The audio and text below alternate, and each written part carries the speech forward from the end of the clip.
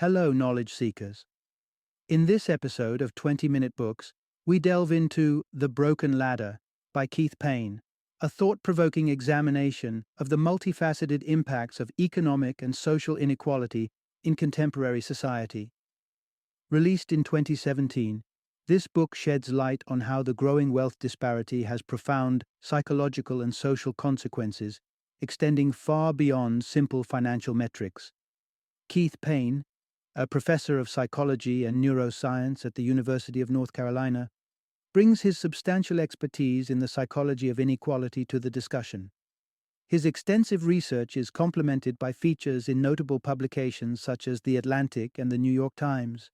Through his writing, which has also appeared in Scientific American and Psychology Today, Payne has established himself as a formidable voice on how wealth distribution affects human cognition and emotion. The Broken Ladder is a key read, not just for those rooted in the field of social psychology, but for anyone seeking a deeper understanding of the ways in which inequality insidiously infiltrates our perceptions, well-being, and societal structures. Whether you are a professional exploring the ramifications of economic divides or a curious individual striving to grasp the far-reaching implications of this global issue, this book promises to offer valuable insights. So let's get ready to explore how and why, as the rich continue to amass wealth, the rest of the world feels the pinch, regardless of their material possessions. Join us as we summarize the essential takeaways from The Broken Ladder and discuss its relevance in our everyday experiences.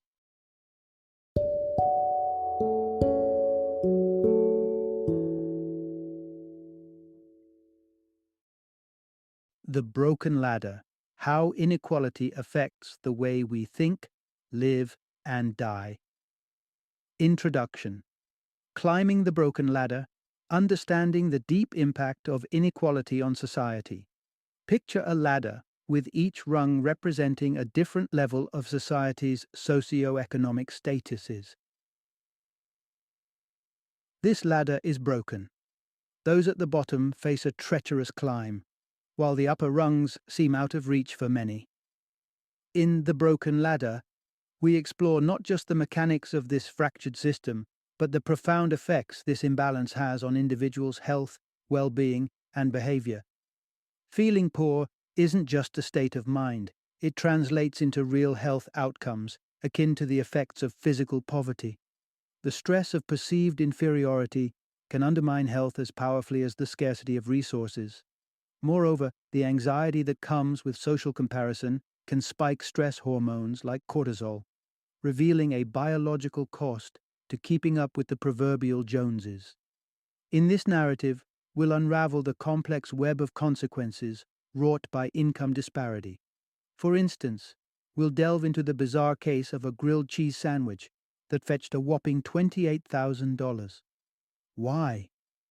Not just because it was claimed to bear the image of the Virgin Mary, but because it's a testament to the extraordinary lengths people will go to ascertain their place in society's pecking order.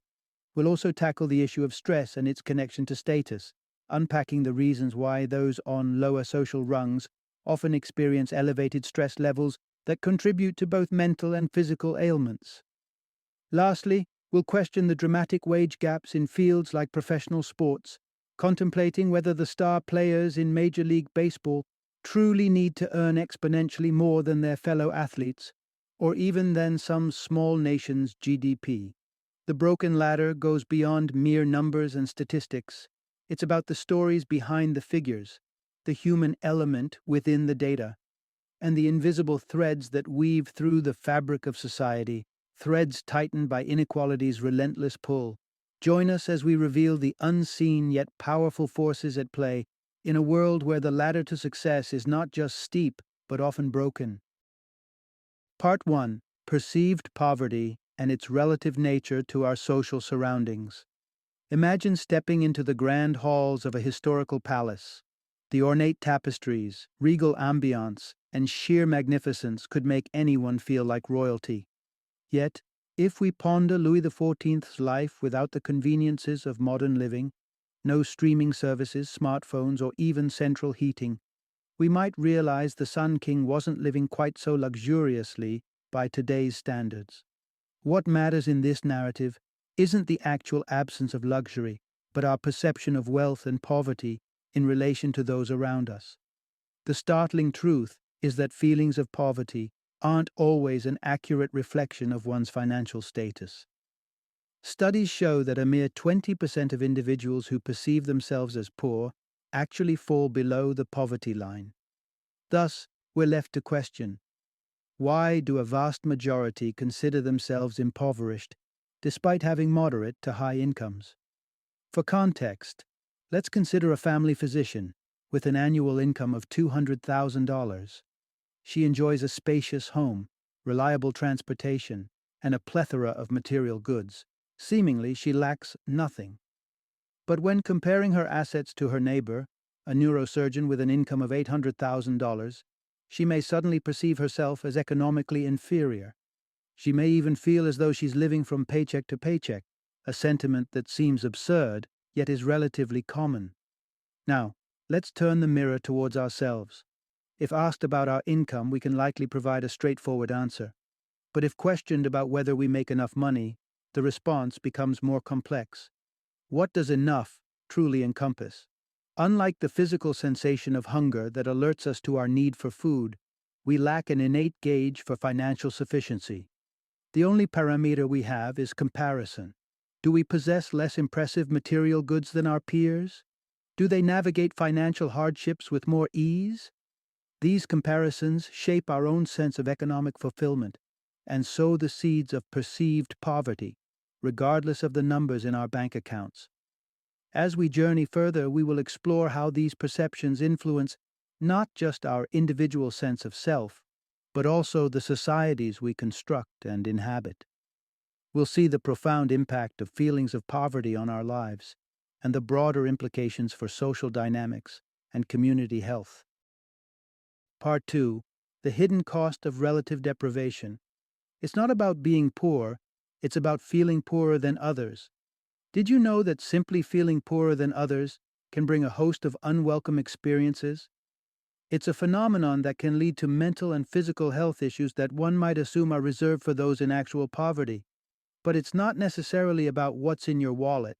It's about how your wallet compares to those around you. Let's unpack this. Feeling poor, even when you're not, can make you more susceptible to depression, anxiety, chronic pain, obesity, diabetes, and heart complications. It can skew your perception, leading you down the path of conspiracy theories, diminish your performance at work, and steer you towards questionable life choices. All this stemming from the relative sense of poverty rather than its absolute presence. Here's the heart of the matter. Our social comparisons can wreak havoc on our well-being even when we're financially stable. The science shows that humans, much like our primate relatives, are acutely aware of our social status.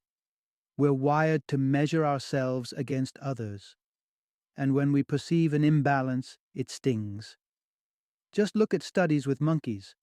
Offer a monkey a cucumber slice for completing a task, and he'll gladly take it, until he sees another monkey receive a grape for the same task. Suddenly, that cucumber isn't so appealing. The perceived injustice is too strong. The value of the cucumber hasn't changed, but its worth in the monkey's eyes has plummeted due to a simple comparison. This drive for equitable status and fairness drives much of our dissatisfaction when we observe the staggering wealth disparities in the world. With a minuscule elite controlling wealth equivalent to that of the masses, it's no wonder that feelings of relative poverty are on the rise. As we journey further into this exploration, we'll discover how the sense of relative poverty influences our decision-making and risk-taking behaviors, often to our detriment. It's not the absolute state of wealth that dictates our contentment and choices, but the perception of where we stand on the prosperity ladder relative to others. Part 3. How the illusion of inequality shapes our decisions and fuels dangerous choices. Picture this. You're part of an intriguing experiment. You've just answered a barrage of questions about your financial life, and you've been assessed against others who share your background. The result? a supposedly precise calculation of your net worth relative to your peers. With that fresh in your mind, you're handed $20 and faced with a choice: keep it or roll the dice on a gamble that could increase your winnings. Would your decision sway under the influence of the figure you've just seen? Chances are it would. Herein lies a potent truth. Inequality doesn't just exist. It alters our mindset and behavior, nudging us towards decisions we might not otherwise make. In the true-life rendition of this study, participants reported dramatically different levels of willingness to gamble based on the artificial comparative wealth score they received. Surprisingly, 60% of those who believed they were relatively wealthy were willing to gamble, but a staggering 88% of the poorer individuals were inclined to take the risk. Keep in mind, neither group's financial status had genuinely changed. The numbers were fabricated, but their influence on behavior was real. Participants exhibited a similar pattern when prompted with financial choices involving delayed gratification. Those with poorer scores preferred immediate, smaller payouts over waiting for a more lucrative reward. Conversely, the richer group accepted delayed gratification for the promise of a bigger prize down the line. Notably, these choices didn't mirror real income, but rather the perceived financial standing compared to peers. What does this mean for us? It suggests a powerful narrative. Inequality itself, not just actual income levels, is a catalyst for risky and sometimes self-destructive behavior. In our next segment, we'll broaden our scope and explore how these individual reactions to perceived inequality ripple outwards, influencing our conduct not solely as independent actors, but as interconnected members of a larger society. Part 4: How the widening gap between rich and poor fuels divisiveness and political extremity. You've probably noticed that the political climate in many democracies has become fraught with conflict, to the point where even family dinners can turn into heated debates. Factionalism is on the rise, with political parties more dogmatic and the public more balkanized than ever before. Behind this escalating divide, inequality is a prime suspect. Inequality doesn't just affect how individuals behave, it can deeply influence the fabric of society, leading to greater social strife and entrenched partisanship. An experiment conducted by researchers revealed the link between financial disparity and societal division. Participants made investments with a given amount of seed money and were then falsely informed that they had either outperformed or underperformed compared to others, even though everyone had achieved the same returns. The illusion of financial distinction was enough to polarize their views on taxation. Those who believed they had earned more favored lower taxes, and those who felt they had earned less supported higher taxes. Self-interest seemed to drive these choices. Those with more wanted to keep more. Yet the study illuminated a deeper trend. Participants who thought they were financial high flyers not only disagreed with, but also disdained those who supported higher taxes. They labeled them as uninformed and inept. They even suggested that individuals holding opposing views should be stripped of their decision-making power. On the flip side, participants who considered themselves less fortunate financially were more inclined to support equal voting rights for all, including those with opposing views. Consider the implications here. As people feel more financially successful, their tolerance for dissenting opinions diminishes. When you translate this dynamic to a societal scale, it's not difficult to see how increasing inequality can lead to divisions that cement extreme political ideologies and erode the mutual respect necessary for a functioning democracy. Breeding contempt for opposing views only fragments society further, creating fertile ground for discord and political polarization.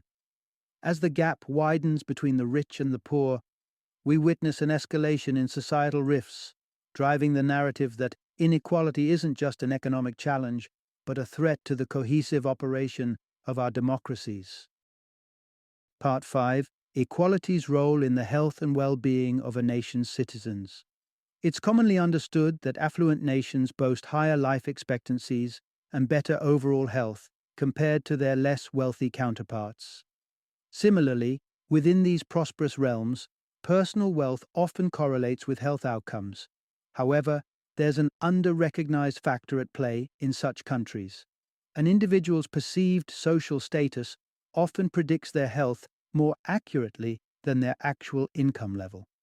In essence, the subjective feeling of one's social ranking is as influential on health as the objective state of one's finances. In societies marked by severe income disparity, there's a striking pattern. Health outcomes are notably worse than in societies with a fairer wealth distribution. This link between health and inequality isn't as straightforward as a direct causation from feeling socioeconomically inadequate. It's intricately tied to a myriad of health conditions, particularly those exacerbated or triggered by stress. The correlation between economic struggles and elevated stress levels might be intuitive. Yet, intriguingly, there's also a direct relationship between stress and low social standing, verified across numerous studies.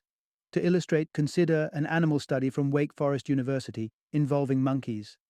Researchers found that individuals lower in the social hierarchy exhibited increased stress hormone levels and inflammation markers. Once the dominant animals were removed, the mid-tier monkeys' stress levels decreased, suggesting a direct connection between social hierarchy and health. Translating this into human society, where various hierarchical structures exist, we begin to understand a key point. Feeling lower in social ranking can elevate stress, impacting health. This theory helps explain why middle-income individuals in a society punctuated by high inequality, like Singapore, might experience poorer health than their counterparts in a more egalitarian setting, such as Finland. As it turns out, the level of equality in a society has profound implications for the physical well-being of its people. Part 6.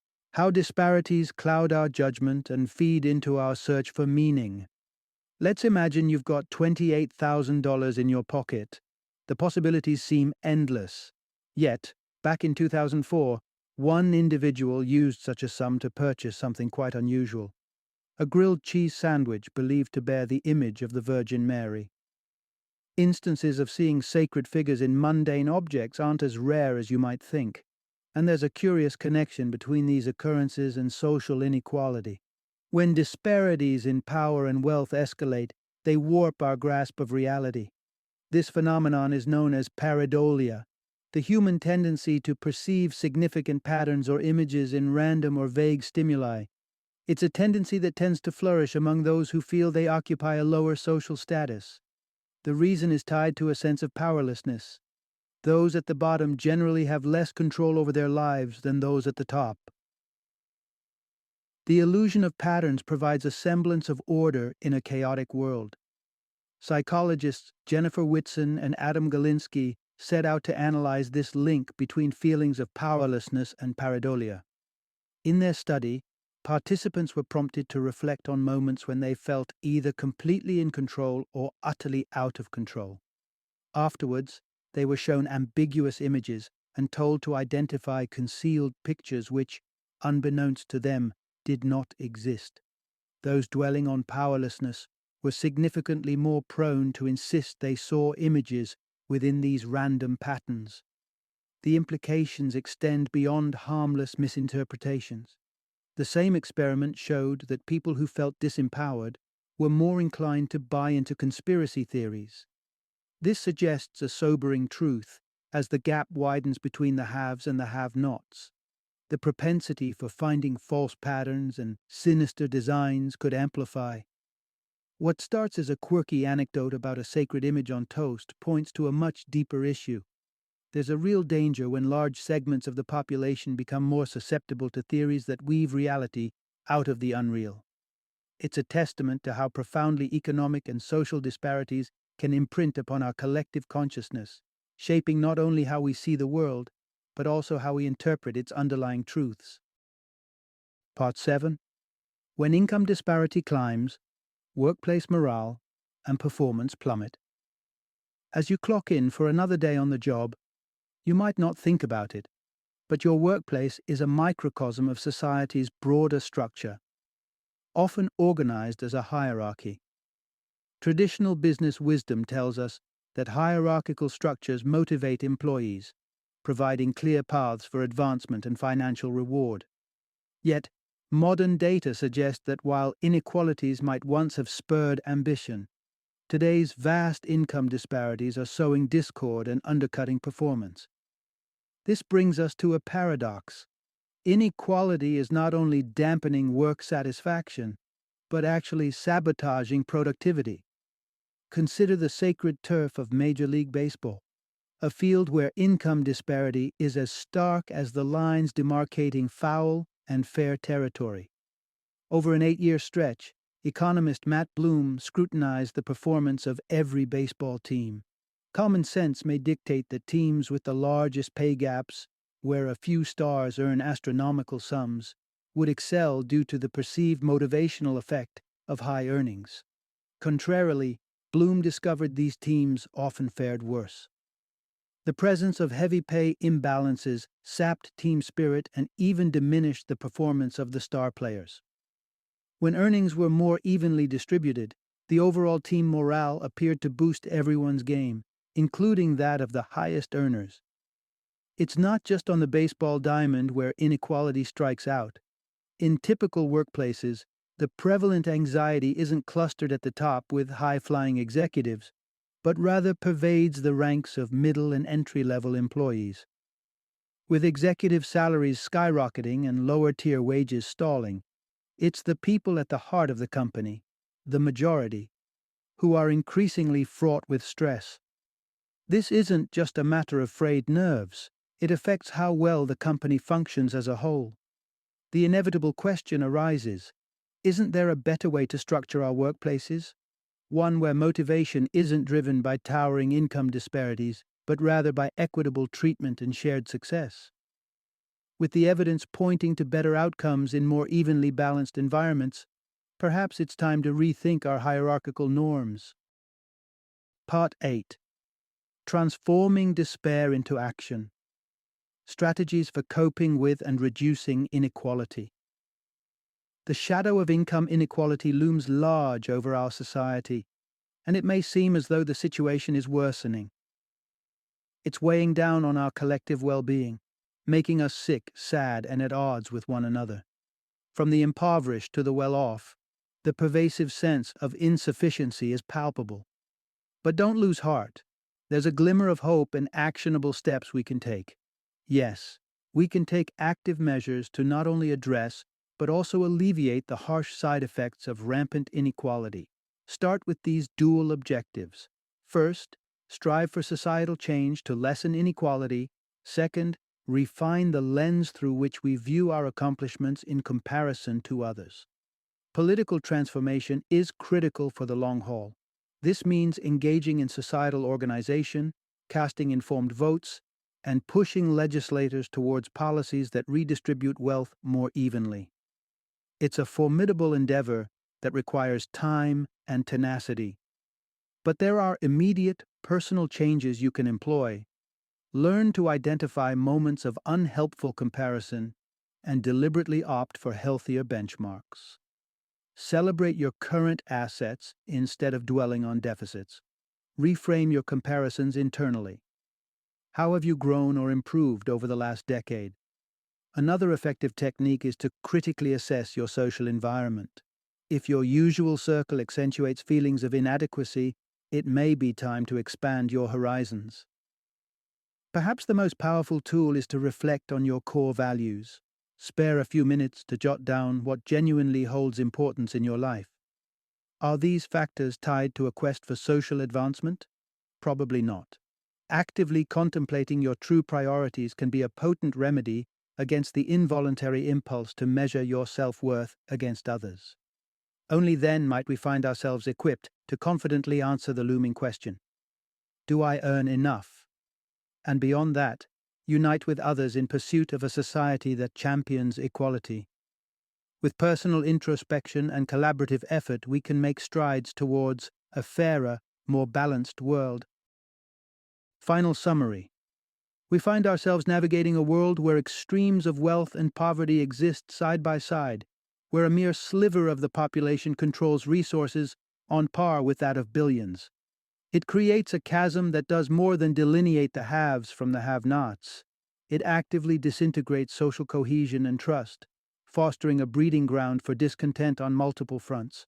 The consequences of such disparity are far-reaching, rippling through our health, happiness, and overall sense of community. It feeds anxiety, detracts from our collective productivity, and breeds political short-sightedness that can destabilize the bedrock of democratic societies. This inequality is more than a financial gap. It's a wound that requires a diligent, concerted effort to heal. Indeed, simply alleviating poverty is no panacea for such entrenched divides. Addressing income inequality head-on is vital, shrinking the gap, so to speak, between the towering peaks of wealth and the expansive plains of need. To construct a world where equality is not an ideal but a reality, systemic change is imperative. Through awareness, advocacy, and action, both individually and collectively, we can strive to redefine the parameters of prosperity and foster a realm of fairness for all.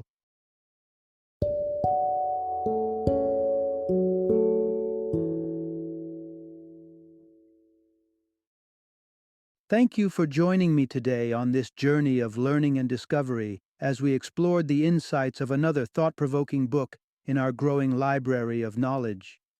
If you've enjoyed our time together, please take a moment to follow our podcast, give us a 5-star rating, and share 20-minute books with other knowledge seekers. Your support truly means a lot. Don't forget to join me again in the next episode, where we will delve into another enriching book. Until then, happy reading and happy listening.